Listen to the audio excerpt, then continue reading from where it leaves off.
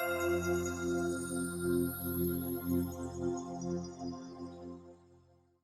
everyone, Cream right here, and today I have NOE VENDRELLS, who is a strength and conditioning coach, on with us. NOE, how's it going? I'm doing great, mate. Yourself? Doing good as well. Thank you for joining us today. Thank you. It's a pleasure. Yeah, so let's, we're just chatting it up here. We're gonna do the same in the podcast, but NOE, just quickly introduce yourself, like where you're from, how old you are, and what you do.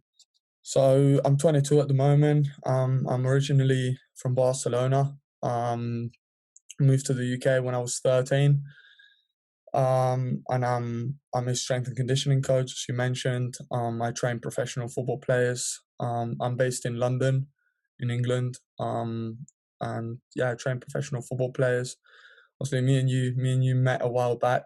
When you came to England and stuff. With a couple of others, and yeah, from there it's been kind of a long journey. Obviously, just like me and you, like we always wanted to become professional football players.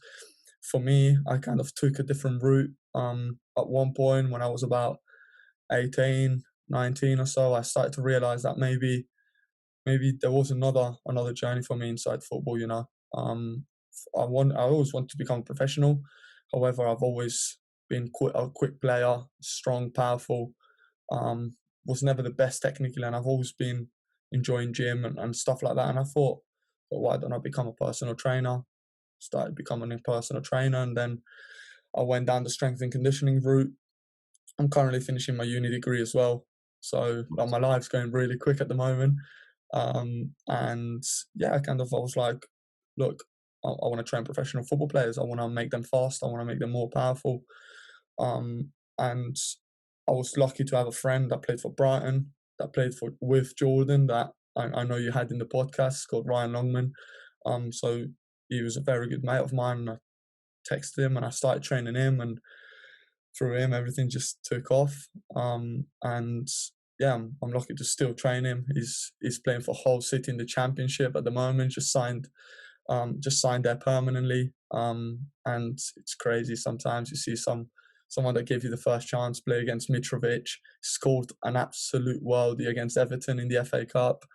And yeah, it's going pretty well. So now, yeah, I'm training people like him, and a couple of other names. Willy Caballero, Argentinian goalkeeper that I bet people's heard of, that played for Man City, Chelsea. Trained him while he was a free agent for 2-3 months. And then I have a couple of people lined up that hopefully one day I can mention, and I can say I've trained.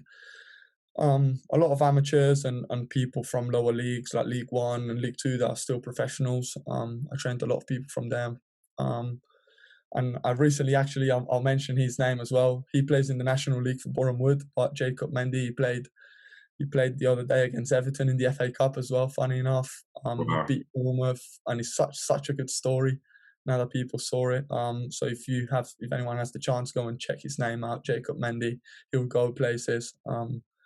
Very good life story, and how he got up to to get his professional contract. People actually in your podcast would find it really useful and really enjoyable. I would love to have some of these guys on, some of the pros on. That'd be awesome. I'll talk to Jacob for sure. He would love to come on, and I think his life story would be really good for you guys. And obviously he went from Gambia to Spain when he was 3. Obviously moved over here. Like, I used to be a builder and all sorts, and then became a professional footballer. Beat Bournemouth in the FA Cup about Wow. 3 weeks ago. Played at Goodison Park last week. I went up to Liverpool to watch it. It was an absolute unbelievable experience, and yeah, it's really good. So, doing good so far. Nice. Well, I never got to congratulate you, so I'm going to take the time. Congratulations to you, Noe, for your success and what you've been able to do so far. It's amazing to see you grow. We met back in 2018 in England when, me, Arshia, Philippe, Saddam, and Arian were down in England for a pilot trip. So it was cool to meet you, and it was always a good time. Unfortunately, I didn't get to come see you guys when you're in here in Canada, but So, soon, hopefully we meet in the near future, bro. I tell you what, I loved Canada, man. Like, it was Yeah. such a good place. I had flight tickets to fly over here again, but obviously that was when COVID hit. So I'm giving them flights to my dad now because he has a dream trip. But I definitely wanna when I come over and come back and do something over here. So when I come back, I'll definitely see you, mate. Yeah, for sure. We'll connect somewhere. I know one day for sure soon. 100%. But you mentioned that you wanted to go pro, and you know, you know, actually, first of all, let's tap into that. Like, I know it's sometimes for players, it might not be a subject that a player may not want to talk about. Is it fine if we tap into it a little bit? I think Of you'd, course, mate. Of yeah. course. So, Yeah. what would you say was like, because there's millions of players in England that want to go pro, but only what, like, how many players make go pro? Mate, it's like a one less than 1% of players in this country actually make it pro. A lot of Right. people get professional contracts, but I think it's harder to keep it than to get it. Mm. So yeah, no, I but think yeah, very minimal. I think the numbers is like 1,200 players, right, or somewhere around there that Well, play you've got professionally to in England. think there is 5 pro leagues in England, about an average of 20 teams per league, an average of 22 players per team.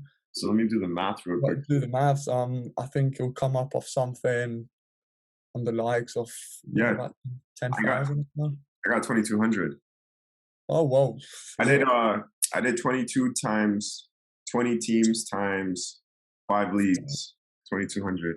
So yeah, the 2,200 professional football players in England, roughly. And then Around obviously you look at under 23s and stuff in Premier League sides and teams, add another, well, double that up really. Bit more, maybe about 5,000. Put 5,000 max. yeah. Um, Don't quote us on that, guys, but we're roughly saying numbers. So yeah. out of millions of players that want to go pro in England, so like what Noe, what's your story on like not I don't know how to put this because it's a touchy I'm subject not for not myself becoming a too. pro, really. I'm not making it. Look, I have no shame on saying it. I feel I've always wanted to make it. You watch people, you're young, you're growing up, you watch people in TV, like you have people around you that make it really. And you've played with them and you're like, well, if he can make it, I can make it. And the truth is, yeah, you can. However, there is no room for everyone. Like that, and that's the hard reality and the hard truth. I feel like if you're good enough, you will make it. Like someone will spot you at some point if you don't give up, and that's the truth. If someone don't make it, it's because, well, that's the hard reality. It's either they haven't tried hard enough, or they're just not good enough. It's two choices. And Jacob Mendy, funny enough, is the perfect story for it and the perfect example. If you're good enough, you'll make it, no matter where you are. But for me, I felt like I was always very good physically and stuff. I got to play. Remember, we played against in the Carl Shorten Athletics pitch when we played there. I actually got to play for their first team when I was 18. I actually broke into the first team and started about 6, 7 games in a row. Done really well as an 18-year-old to play in that league is really tough. And from there, I was like, mate, I can actually do it. And unfortunately, in one training session, I injured my knee, so I bruised my meniscus. Didn't really tour it, but I was out for 4 months. Came back perfectly. Like I wasn't a different player. However, I was standing 19 at that point, and I was demanding for more game time that they couldn't promise. So I got shipped out on loan. Started really well. I think the first game we won 7-2 or something. Went top of the league for a team that literally just got relegated from the same league I was in, so a league below. And then after that, I had a bit of a rough patch with the manager. I fall off with them a bit. And then, yeah, everything just went downhill from there, really. Like, not as many teams were interested as maybe they were before. And then I landed myself actually playing Combined Counters League, which is like step 6. Or step 5, step 6. Played for Red Hill, which is my local club. And it's handy because it was around the corner. Done really well there. Done really well. We had a very good cup run in the FA Cup this season, where we went to like the third qualifying, so about 2 away, not 1 game away from playing professional National League clubs. We lost, but it was a good cup run. And I'll tell you what, there is more life in football, and in football, if you want to live in football and you breathe football, just like I do, and I know you do, Yeah. um, there is a lot of different jobs that you can enjoy and you can get good money from, and it's not just being a footballer. Um, I get just as much enjoyment from seeing one of my players score than I used to get when I was scoring myself. Mm. Um, and yeah, it's unbelievable. Um, yeah, as I said, I get as much satisfaction from training people than I used to get from training myself. And I know some people are not as lucky to find a passion like I did, but everyone has a passion out there that they can use to actually connect with football in some way. Um, you find a lot of barbers that cut professional football players' hairs, and I'll tell you what, they don't earn bad money. Um, and I bet they love like meeting all these players that people dream of meeting. So yeah. It's amazing. I love that you're still a part of the game just as I am, right? I'm just doing podcasts with pro players and now you're training pro players, which is it's awesome because we probably both know people that are not a part of the game anymore that used to play, right? So Such a shame, isn't it, when you see people fall out? it is what it is, but Such a shame, yeah. it's amazing that we're still able to be a part of the game. It's awesome. How'd you navigate to say that I want to start being a strength and conditioning coach and I could see light under the tunnel and train pros? Um, well, like I've obviously because I've played my whole life. I was lucky enough to know Ryan Longman. I just mentioned that he scored an absolute worldie against Everton, so I've known him since I was 13. Mhm. And I knew a couple of other players that played for professional clubs that didn't end up making it. Again, players that actually fall off the game, and it's a shame. But I knew Ryan, and I was when I turned actually out to actually be wanting to become to be a personal trainer. Obviously, my vision at the beginning when I wanted to be a personal trainer wasn't to train professional football players, was just to have a job that was assisting me to actually become a pro. But once I realized that that wasn't really going to happen in my life, which to be honest, it didn't hit me hard. A lot of people get hit hard. I didn't. I took it in quite well, synced it in, and he actually made me enjoy football a lot more, if I'm honest, because the pressure wasn't there. I played some of my best games without having that pressure. And one day I literally texted Ryan when COVID hit because he came out of an ankle surgery. And I know obviously COVID was a hard time that people couldn't train at their clubs and stuff. So I texted him and I was like, yo, like, how are you doing? Like, didn't speak to him for a while before that. And I was like, mate, look, I'll train you for free. Let's get something. I'll train you for free. I want to get my name out there. I want to know what it's like to train a professional football player. So I trained him throughout COVID. And then it's when obviously he told me, mate, you have to go uni. Like, if you want to become someone, you have to go uni. You have to expand your knowledge. I did, and obviously I look at some stuff I was doing back then, and I'm like, oh my god, like what was I doing? But again, I guess when you do podcasts, I bet you watch back on your first podcast and you're like, oh my god, like that is so bad. Yeah. But look, like he actually came. Got shipped out on loan to AFC Wimbledon the season after, and he had a clean season of no injuries, very good stats as a 19-year-old in League One, third division in England. Um, and he done unbelievably well. I trained him throughout the season, in the season. So if any other player has doubts if you can actually train in season, yes you can. Can you improve in season? Yes you can. Can you get quicker? Yes you can. Anything you do out of the season, you can do during the season, right? If it's programmed well. And he did. He had a very good season. So he went back to Brighton, earned himself a new deal. Then obviously he got shipped out to the championship, and I still obviously now he's far away because he's right in the other side of England. But again, we're going away during the international break. We're going away in summer abroad to train, and the higher he goes, the more I'm loving it. And it, through him, obviously, I got exposure. Some other players contacted me. I done work at some clubs. I worked at Charlton's Academy doing an internship, so no pay. No pay. I had to travel about an hour there and back. Um, Petrol, everything. I had to pay it myself. No pay. I'm doing one at AFC Wimbledon this season, where I actually got to train a couple players one to one privately from there. Um, Again, I only get paid expenses. But just like in football, you have to sacrifice a lot. This is another industry that you also do, and it's paying off. It's paying off. So through Wimbledon, obviously, I met Willie Cavaliero, the goalkeeper, as I mentioned before, and I got to train him, which was like a life changing moment for me. The first time I actually got to train him 1-to-1. Tell you what, I was holding my little pad and everything and my tablet where I had the session planned and everything. I was shaking. I was like, oh my god, I'm actually training Willie Cavaliero. Like, it's crazy. And it went well. It went well from there, and everything's taken off now. So I have a very good off-season camp planned for the summer, where we're going to Portugal to train out there with a couple of players. And yeah, everything's taken off. Hopefully, in the next couple of years, we can do another podcast, and I can tell you that I've trained some of the world's best. Yeah, So, that'd be yeah, exciting. I want to get a session in with you too. I was yeah, going man. to say I see a lot of joy and excitement that you get from it from doing the trainings, which is amazing. And you know, you mentioned that the one of the players that you trained through season was successful, right? Had a successful season, which is amazing.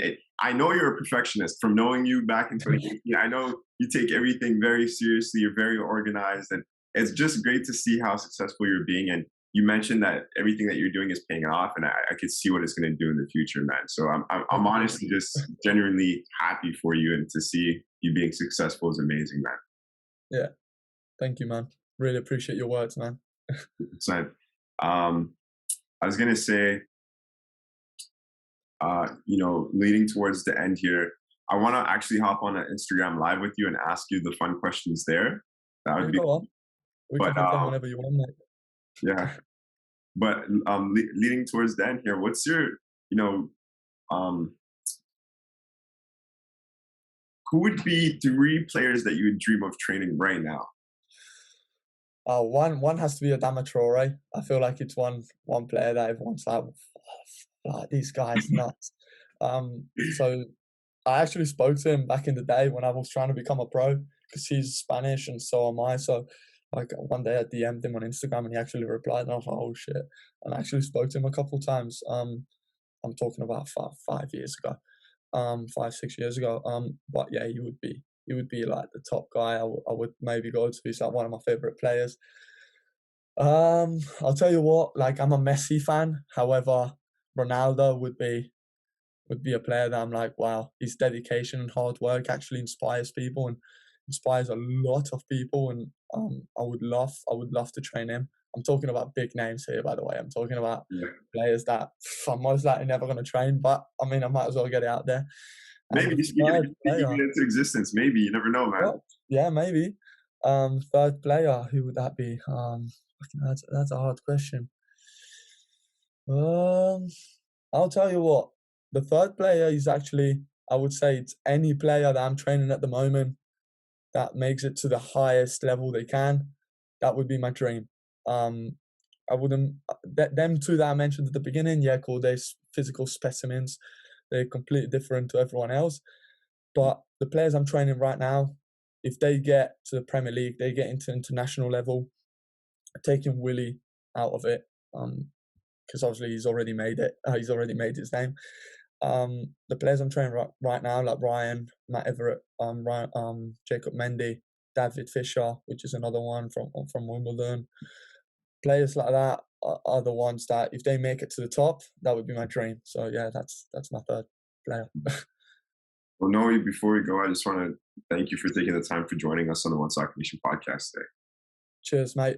Just before we hang up, like, I'll sell myself quickly. If anyone is interested in training like professional players and things like that from Canada and America, because um I know it's out here. Obviously, it's not as popular as it is. It's getting bigger.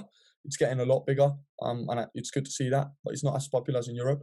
I actually have an online training business where people can actually train with me from anywhere. Um, and like they can hop on calls with me and learn more about the game, and obviously train physically and improve physically. So if anyone's interested in that, obviously I got my Instagram. They can contact me, and there's always spaces available for people to improve. So yeah. Got it. I apologize. I didn't ask you that. It's all Yeah, right. Guys, go check that out. Noe's a great guy, man. He's a great guy, and I definitely want to check this out for myself. Send me the information so I can link everything in the description so they can Will check do. it out. Cheers, mate. Awesome.